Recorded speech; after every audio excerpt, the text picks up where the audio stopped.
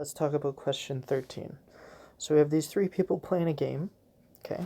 Now I'm going to use letters for the names. Okay. Now this is the order we have to put our ratio in. And remember, we need to include ratio notation. Otherwise we're incorrect. Okay, so Asmo's score is 4 times Ryan's score. Right? That's where I'm going to start, just using first piece of information. Second piece of information, Kim's score is equal to half of Asmo's score. So it's equal to A divided by 2. Or you could think of it, you could have half times A. Either of those is correct.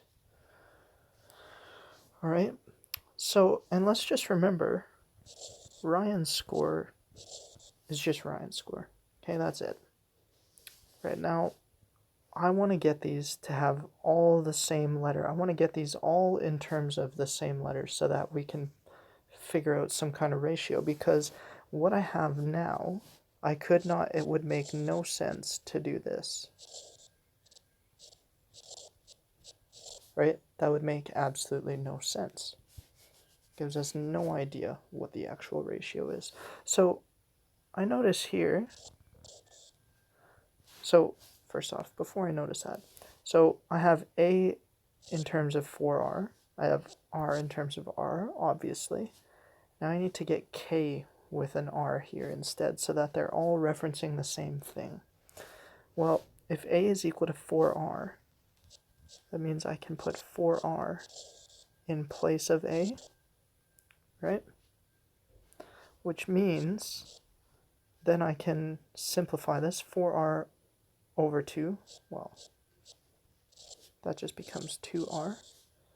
Okay, so now I have all of their scores in terms of R. So A is 4R, R is just R, obviously, and K is 2R. All right, so now let's just, so, and technically there's a 1 there. So now let's just get rid of the R's. We have 4 to 1 to 2. Now let's check if this ratio we found, let's check if it works out.